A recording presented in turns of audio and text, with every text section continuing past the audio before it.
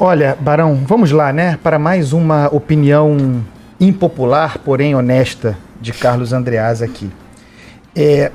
Vocês sabem, não é segredo, que eu considero a decisão do Supremo correta.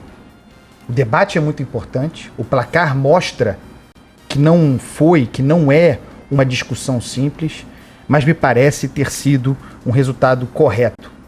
Poderia ser melhor para o Brasil se essas ADCs, ações declaratórias de constitucionalidade, sobre a constitucionalidade do artigo 283 do Código de Processo Penal, tivessem sido votadas lá atrás. Ainda em 2017 ou mesmo no começo de 2018. Elas estão prontas para serem votadas desde dezembro de 2017. E não se fez por medo, por covardia, por medo do bafo das ruas, o que é inconsistente com a ideia de Corte Constitucional, que pressupõe impessoalidade, ainda mais em matéria de controle constitucional, como é o caso de uma ação declaratória de constitucionalidade. O Supremo, nesse período, em grande parte por responsabilidade de Carmen Lúcia, ex-presidente, abriu mão da impessoalidade com medo da impopularidade e mergulhou na fulanização. Por quê? De lá para cá o Lula foi preso. E um julgamento que deveria ser impessoal, de repente, se converteu num julgamento sobre o futuro do Lula. E uma corte constitucional não se pode permitir a isso. Foi um erro grave. Esse é o primeiro ponto. A outra é o seguinte: a Constituição Federal não cai da árvore. É uma construção refletida e erguida pelo Constituinte. Nós tivemos aqui uma Assembleia Nacional Constituinte para tratar do texto constitucional da lei maior. Não são os juízes do Supremo, os ministros do Supremo, que fazem a lei, que determinam a lei. Eles são guardiões do que vai escrito nela.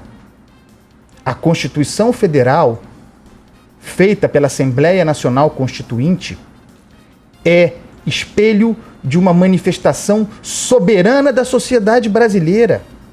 E há razão, inclusive com base na tirania do passado brasileiro, para que assim seja.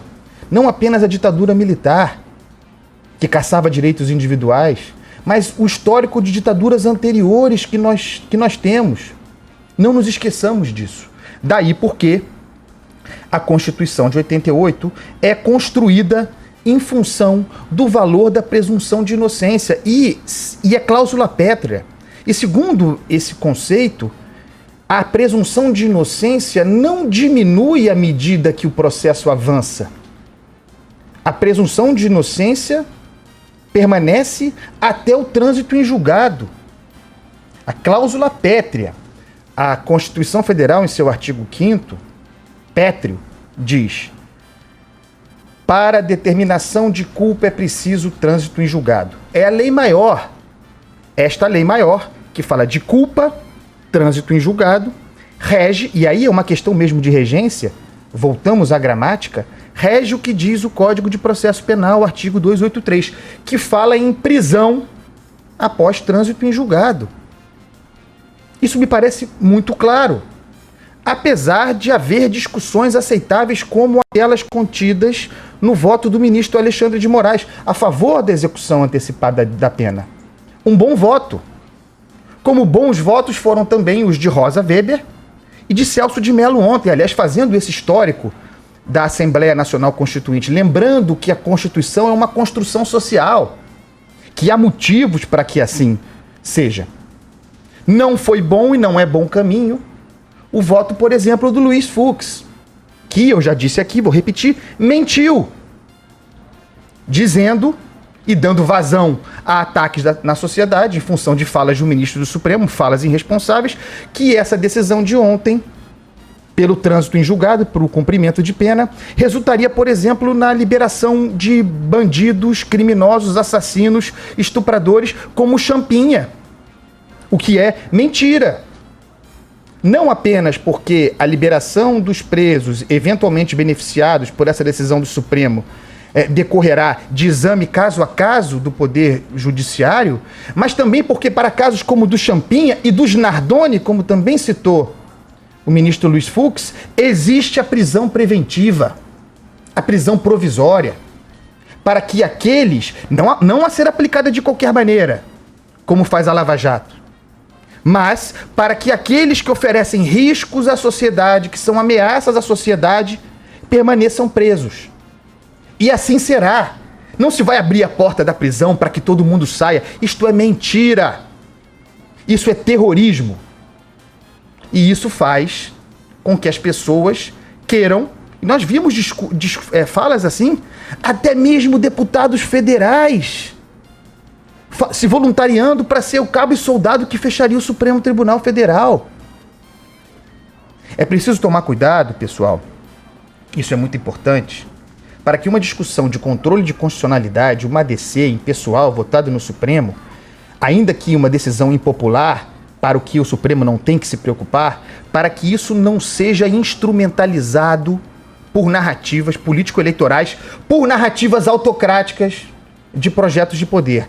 Tem muita gente usando, distorcendo e usando o que aconteceu ontem no Supremo Tribunal Federal para enfraquecer as instituições. Assim como fazem com o Parlamento, agora fazem com o Supremo, para enfraquecer o Supremo Tribunal Federal. A quem interessa o equilíbrio republicano mais fraco? Chamo a atenção para esse cuidado.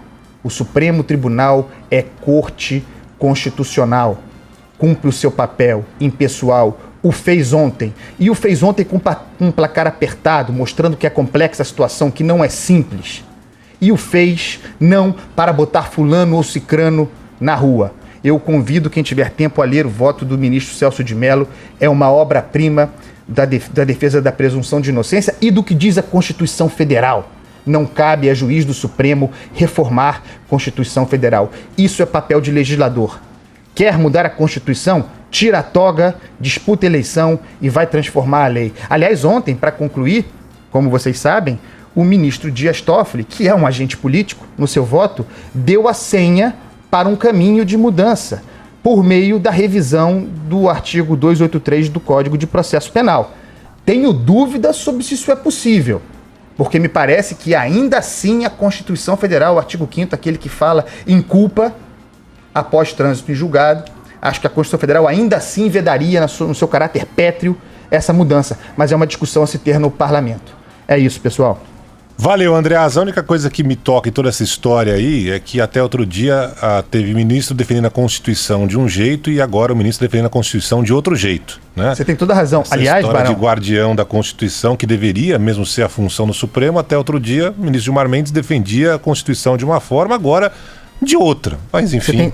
Você tem toda a razão, Barão. O voto do Gilmar Mendes também merece atenção, porque foi um voto reativo. Ele ficou o voto dele tentando inteiro justificar a sua mudança de posição daquilo como votou em 2016 ao que mudou para 2019, claramente expressando uma rinha pessoal, uma rixa pessoal com a Lava Jato. Não é o bom caminho também esse, Barão, bem lembrado. Abração, Andreasa, bom fim de semana, até segunda. Um beijo para você e saudações rubro-negras. Valeu.